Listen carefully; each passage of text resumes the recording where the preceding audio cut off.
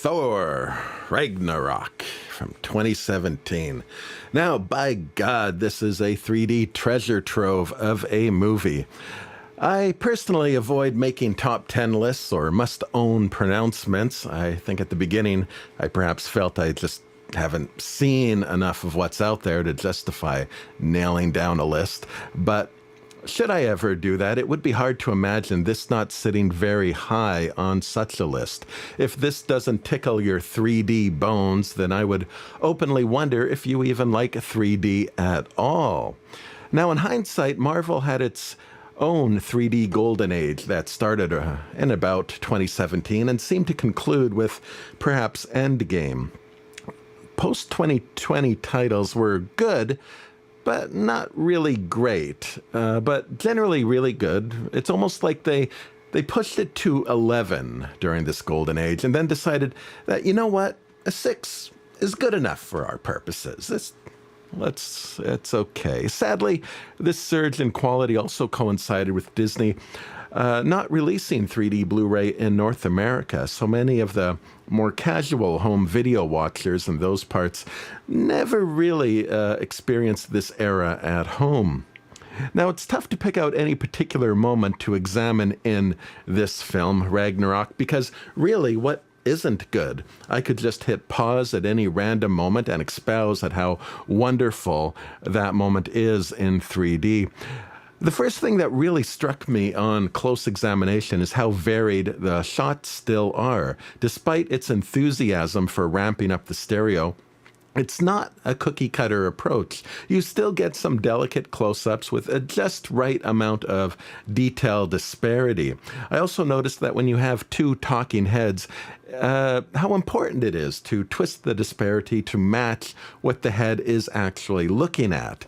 If you go too far, it could look like the character is gazing out into space or looking at their own nose. Notice with this Goldblum scene on the close-up, the window and the outdoors is a mile behind him. And when we pull away to another shot in the same room, it brings it all much closer.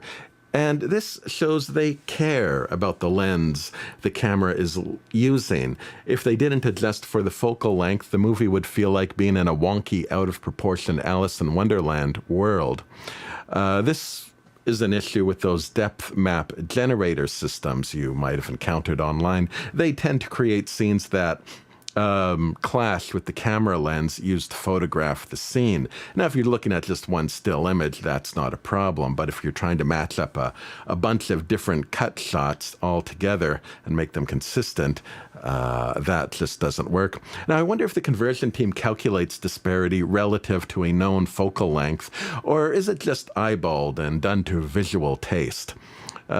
Just jumping in and converting to arbitrary artistic choice would make for some interesting outcomes. However, I would imagine that the absence of some type of spatial grid system would lead to a few wonky elements that sit awkwardly in the mix. I noticed that at the beginning of the movie, when Thor is up close to that fiery monster, which the moment called for that closeness. The monster was trying to say something, trying to get in Thor's face and make a point, where in 3D they created so much distance between the two faces that it lost its, shall we say, intimacy. Thor's head was in the living room and the beast was talking from a mile away. A fun shot to experience, but a bit of the moment was lost. Though, as fun as this conversion is, if I step back and consider what is being done to the various images, I can see why some cinematographers and directors dismiss 3D. It is literally punching holes into their vision. Like, this tunnel is amazingly deep. It stretches back into eternity.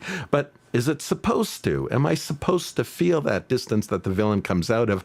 The tunnel creates something of a cone that draws attention really to her feet. Should I instead be focused on her face, her menacing eyes, to feel her determination? In that case, maybe the background should really be shallow, so my gaze is focused on the danger and not past it into the colorful lights. Also, this shot of Thor trapped on a table. Now, in this moment, the background fades out of focus, which shifts my focus from his face to the emerging power on his hand. But because the elements are still separated in 3D space, it becomes very easy to stay on the face, and watching it blur out suggests not hope, but really despair and loss. Maybe it would have been appropriate to go shallow or even flat here and just let the frame speak for itself. It's a moment, and any emotional nuance lost is really a micro moment, but I suppose these moments can add up to produce an ultimately inferior emotional experience. There are so few conversions that push the stereo as much as this one that ultimately I am nothing but grateful for it. However, it's so deep so often that I do wonder if this is tantamount to watching a movie through a funhouse mirror. Entertaining, but I wonder if a conversion can go so far that it is no longer the movie, but instead becomes some kind of unique and derivative work. Having said that, for this movie, I actually think the 3D version is by far the superior version. Until recently, I had actually only ever seen the 3D version, and when I decided to watch it in regular 2 dimensions, I noticed how fake a lot of the shots look. This looks like a green screen movie. In this shot, when we arrive at Isengard, the mountains in the background look like they're painted on a wall. The environment light feels too consistent. However, the same scene viewed in the 3D version, those various elements back there get separated out, and that same soft light in the 3-dimensional context now works well to glue it all together in sort of a hazy fishbowl. And I could repeat that description for many other shots in this movie. The background is often too glossy, too defined, but that same quality in the 3D world really helps make the images pop. Stereo doesn't like fuzzy edges. It doesn't like to be buried in the environment. And if the actor doesn't quite blend with the added CGI background, this defect actually helps the 3D illusion, where separation is the game. Now, story-wise, I kind of wrestled with what exactly to say about this. It's both the best and worst thing they ever did with Thor. By a mile, it's the most entertaining of the 4 Thor movies, but it really started the notion that Thor is just a big, dumb dog. And it's a big, dumb movie. It absolutely relishes its dumbness. And on the most surface level, perhaps the theme of the story is there's always someone bigger, always someone stronger. But after several rewatches, I realized that there really is a lot more going on than just a lot of fighting. The fact that it works as a farce is perhaps unfortunate because it obscures some really deep material. This had the potential to be a much better movie if it was filmed in a serious manner. Jeff Goldblum is the ruler of a junkyard planet, which, by the way, is a perfect setting for stereo. 3D loves junk, and they define every wonderful bit of it. And Jeff Goldblum is charming, too charming. In fact, he is never really not Jeff Goldblum. The credits should have just read that he played himself in the movie. It's fun. It often feels spontaneous, but encapsulates my issue with the movie, which is that it's treated like a big budget sketch comedy. Imagine, though, if that character that he plays was serious. He would have been scary as hell. The arena scene would have had the atmosphere of being in the pit in Silence of the Lambs, or perhaps trapped in a Saw movie. And really, was the script meant to be a comedy or a tragedy?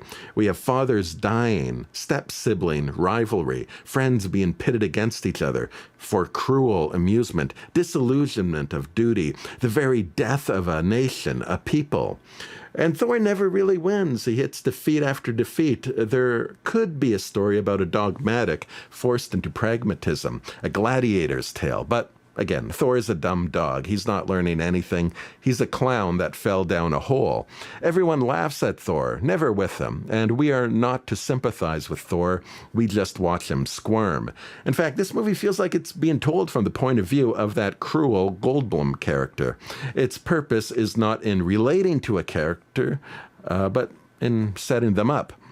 It's still fun, but I can't help but feel this was a cut of prime rib tossed into a grinder to make a good hamburger. And, well, it is a good farce, but in doing so, sacrificed a great movie. And maybe this was a tragedy after all.